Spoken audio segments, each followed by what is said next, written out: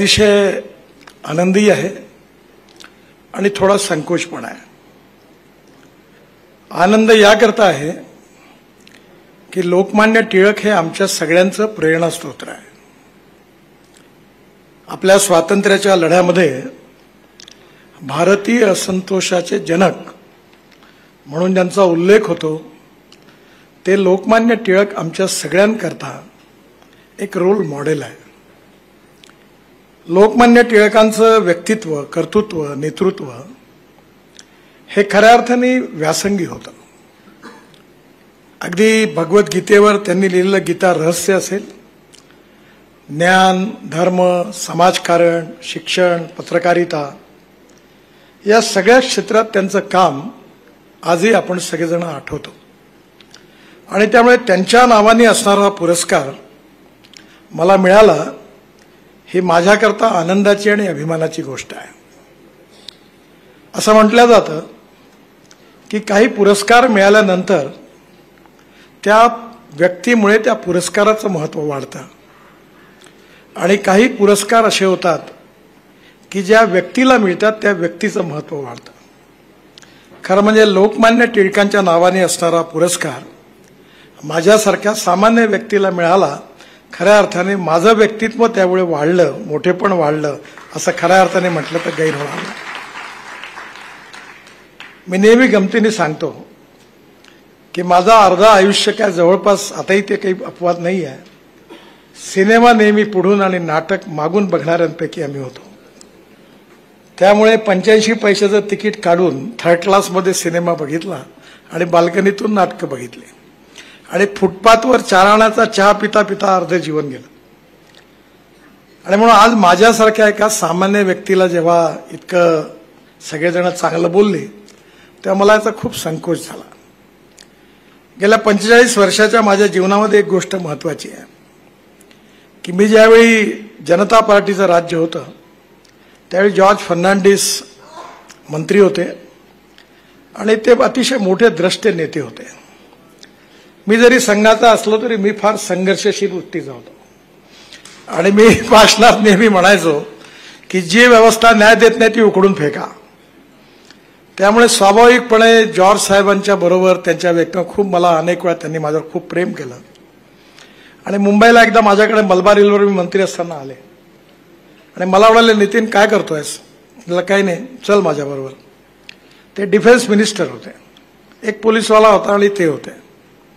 गिरगावजवळ एका डेंटिस्टकडे गेले आणि त्यांनी त्याचं डेंटिस्टकडे आपली ट्रीटमेंट घेतल्यानंतर आम्ही दोघं या सुखसागर रेस्टॉरंटमध्ये ज्यूस प्यायला गेलो। त्यानंतर मी त्यांना वेळोवेळी बघितलं आणि जेव्हा त्यांना बघितलं तेव्हापासून मी ठरवलं की सत्काराच्या कार्यक्रमात जायचं नाही आणि विमानतळावर कोणी माझ्याकडे हार पुष्पगुच्छ, नागपुरात कोणी येतच नाही, कारण मी आलेल्या माणसाला जे बोलतो ते माहीत असल्यामुळे कोणी देतच नाही। पण आता अशी स्थिती झाली की मी एका भाजपचा अध्यक्ष असताना ज्यावेळा म्हटलं अरे कशाला हार घालतो, तर एकाने मला सुनावलं, तुमचे रोज फोटो छापून येतात वर्तमानपत्रात, एखाद्या वेळी मी हार घालताना माझा फोटो छापून आला तर तुमचं काही नुकसान होतं का? तेव्हापासून मी हार घालण्याला विरोध करणं बंद केलं, कारण सत्कार जे आहेत हे कार्याचे होत असतात आणि हे सत्कार करण्याकरता तो माणूस देखील तेवढा पात्रतावान असला पाहिजे। पण जीवनामध्ये जेव्हा शिकायला मिळतं तेव्हा दुरून आपण ज्या माणसाला खूप मोठं समजत असतो त्याच्या जवळ गेल्यानंतर तो मोठाच असतो, पण अनुभवातून हे लक्षात येतं की आपण समजतो तेवढा तो मोठा नाही, तो खूप लहान आहे। आणि काही वेळा दुरून आपण ज्याला लहान समजत असतो त्या माणसाच्या जवळ गेल्यानंतर त्याच्या गुणातून एवढ्या चांगल्या गोष्टी कळतात तेव्हा आपण म्हणतो की अरे आपण याला लहान समजत होतो पण हा खूप मोठा आहे। त्यामुळे जीवनाच्या गुणवत्तेचं पेटंट कोणाजवळ नाही आहे आणि आपण जर शिकत राहिलो तर नक्कीच आपल्याला शिकायला मिळतं। जे चांगलं आहे त्याला चांगलं म्हटलं पाहिजे, वाईट आहे त्याला वाईट म्हटलं पाहिजे। आता कधी कधी देवेंद्रजी म्हणतात ते बरोबर आहे की राजकारणामध्ये स्पष्ट बोलणं आणि खरं बोलणं काही चालत नाही। मी माझ्या लोकसभेच्या निवडणुकीत सांगितलं मोठ्या सभेत की मी जे ठरवीन तेच काम करीन, तुम्हाला चहा पाणी नाश्ता देणार नाही, बाकी तर काहीच द्यायचा प्रश्नच उद्भवत नाही. जातीपातीचं नाव घेऊन माझ्याकडे यायचं नाही. आता शिंदेंनी सांगितलं, पुढचं काही मी सांगत नाही. पण तुम्हाला योग्य वाटलं तर मला मत द्या, मी तुमच्याकरता काम करीन प्रामाणिकपणे. पण तुम्ही जर मला मत नाही दिलं तर जो देणार नाही त्याचंही काम करीन आणि जो देईल त्याचंही काम करीन. आणि माझा अनुभव असा आहे की प्रत्येक छोटे छोटे माणसं हे चांगल्या गोष्टी ओळखतात आणि त्यामुळे नेत्यांनी पॉझिटिव्हिटी ठेवून आत्मविश्वासाने सत्यच बोललं पाहिजे. राजकारण म्हणजे काहीतरी आपण खोटं बोलू, चोपडं बोलू असं काही नाही आहे. बाळासाहेब ठाकरे नाही बोलायचे का? मला एकदा बाळासाहेबांना, मी सभा होती, असाच एक वादग्रस्त विषय होता, तर मी त्यांच्या कानात सांगितलं, साहेब पॉलिटिकली अडचणीचं होईल, हे शक्यतो तुम्ही बोलले नाही तर बरं होईल. मला वाटलं बाळासाहेब समजले आणि सभेत गेले आणि लोक, हा नितीन मला शिकवतो म्हणे, मला सांगतो म्हणे बोलू नका. त्यापासून मी म्हटलं की बाळासाहेबांच्या मनात होतं ते त्यांच्या ओठात होतं. त्यामुळे कधी कधी अडचण होते, ही गोष्ट खरी आहे. पण टिळकांच्या काळातलं जे राष्ट्रकारण होतं, जे राजकारण होतं, ते राष्ट्रकारण होतं. म्हणजे राष्ट्रकारण आणि राजकारण वेगळं आहे. सत्ताकारण म्हणजे केवळ राजकारण नाही. समाजकारण, राष्ट्रकारण आणि विकासकारण, राजनीती, बृहत्तर राजनीती किंवा धर्मनीती हे खऱ्या अर्थाने लोकमान्य टिळकांचं ब्रीद होतं आणि म्हणून ते राष्ट्र निर्माते होते. आमच्याकडे आम्हाला सहवासात खूप चांगल्या लोकांचे संस्कार मिळाले. स्वर्गीय दत्तोपंत ठेंगडी मोठे विचारक होते. ते एकदा म्हणाले की every politician thinks about its next election and every socio economic reformer thinks from century to century. म्हणजे समाजाचा, देशाचा विचार करणारा जो असतो तो 100 वर्षाचा विचार करतो. आणि मग आज खऱ्या अर्थाने सत्ताकारणाचं रूपांतर राष्ट्रकारण आणि समाजकारणात झालं पाहिजे. Politics is the instrument of socio economic reform. आणि म्हणून स्वातंत्र्याचा जो लढा होता इंग्रजांच्या विरुद्ध, ज्याकरता लोकमान्य टिळकांना खरं म्हणजे भारतीय असंतोषाचे जनक असं म्हटलं गेलं आणि सर्वव्यापी नेतृत्वाने जो संघर्ष उभा केला, असे अनेक लोकमान्य टिळकांसारखे थोर नेते, राष्ट्रभक्त, क्रांतिकारक, समाजसुधारक, संत, अनेक लोकांचं जेथून जे एवढं सगळं मोठं काम उभं झालं, त्यातून आज आम्ही शुद्ध हवेमध्ये, शुद्ध वातावरणामध्ये आज स्वातंत्र्याचं ऑक्सिजन घेतोय. जर आमच्या देशाकरता या सगळ्यांनी बलिदान केलं नसतं तर आज काय इतिहास राहिला असता.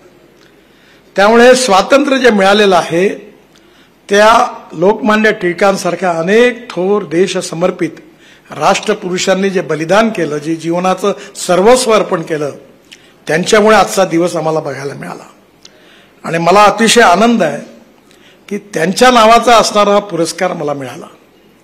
याआधी पुरस्कारामध्ये इतकी मोठी मोठी लोकांची नावं आहेत, त्या खरोखर मी तुम्हाला सांगतो, काही नम्रतेने वगैरे नाही, त्याच्या पात्रतेचा मी नाही. असं म्हटलं जातं की no one is perfect and no one can claim that he is perfect. उत्तम, अधिक उत्तम, सर्वोत्तम up to infinity. You cannot catch your own image.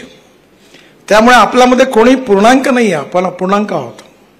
पण एक गोष्ट मात्र खरी आहे की आपण काम करत राहिलं पाहिजे. मला एकाने विचारलं की तुम्ही करोडोमध्ये बोलता, कुठून येतात पैसे तुमच्याजवळ? म्हणजे पुण्यातच विचारलं होतं. मी या टिळक पत्रकार भवनाचं नाव होतं आणि कर्दळे नावाचे पत्रकार होते, मी त्यांना विसरलो नाही. पुण्यातल्या 2 गोष्टी माझ्या चांगल्या लक्षात आहे. त्यावेळी कर्दळेंनी मला विचारलं, प्रकाशजींना आठवत असेल त्यावेळी, त्यांनी मला विचारलं की मुंबई पुणे एक्सप्रेस हायवे तुम्ही बांधता, किती दिवसात बांधाल? मी म्हटलं 2 वर्षात. मग रिलायन्सचं आता तुम्ही 3600 कोटी, म्हणजे मी 96 सालची गोष्ट करतो, 850,000 कोटी होती, तुम्ही त्यांचं टेंडर रिजेक्ट केलं? म्हटलं हो. मग तुम्ही किती रुपयात बांधणार? तर मी म्हटलं 1700 ते 1800 कोटी रुपयात बांधू. जोरदार हसलेत ते. किती दिवसात आणि तुमच्याकडे पैसे किती आहेत? देवेंद्रजी म्हणाले ते बरोबर, माझा स्वभाव तसा असला, मी म्हटलं 5 कोटी रुपयात. ते हसले. फार उत्तम पत्रकार होते, आता त्यांचा मृत्यू झाला, पण त्या काळात त्यांचं नाव होतं, इंडियन एक्सप्रेसमध्ये होते. ते म्हणाले, गडकरी साहेब तुम्ही राजकारणी यावं, काही बोलावं, काही सांगावं आणि आम्ही ते लिहावं अशी तुमची अपेक्षा आहे का? म्हटलं नाही. मग तुमच्याजवळ काय आहे म्हणे? तुम्ही एक काम करता म्हणता, तुमच्याजवळ काय आहे? तर मी म्हटलं ते मला ते आठवलं, अमिताभ बच्चनच्या चित्रपटात नव्हतं मेरे पास माँ है. तसं माझ्या तोंडून निघालं की माझ्याजवळ स्ट्रॉंग पॉलिटिकल विल आहे. आणि if there is a will there is a way, and if there is no will, there is only survey, discussion, seminar, committee, subcommittee and research group. मी नेहमी म्हणतो की मला निर्णय घेणारे अधिकारी आवडतात. मी माझ्या मुलाला गाडीत सांगत होतो की अरे निर्णय घे, तो अतिशय चांगला आहे, हुशार आहे, पण तो खूप विचारी आहे. मी त्याला म्हणलं मी अविचारी आहे, कारण अविचारीच माणसं धाडसी निर्णय घेऊ शकतात. कधी पाय तुटले तर तुटू दे, पण साला उडी मार, जे होईल ते पाहू पुढचं. आणि म्हणून आज मुंबई पुणे हायवे पूर्ण झाला, 2 वर्षातच झाला आणि 1600 कोटीत पूर्ण झाला. त्यामुळे आपले जर स्ट्रॉंग पॉलिटिकल विल असेल तर ते होईल. मी आज पुण्यात यायच्या आधी मी मागे घोषणा केली पुण्या शहरात 50,000 कोटीची कामं करायची. तर मला चिंता होती की कोणी ना कोणी मला विचारेल. मी आज देवेंद्रजींना आणि अजितदादांना सांगितलं की कार्यक्रम ठरवा. पहिले 15,000 कोटीच्या 2 कामाचं भूमिपूजन आता 15-20 दिवसात केव्हाही करता येईल, आपण ते सुरू करू. आणि डिसेंबरच्या आत मी 50,000 कोटी रुपयाची कामं मंजूर करून आपण कामाला सुरुवात करू.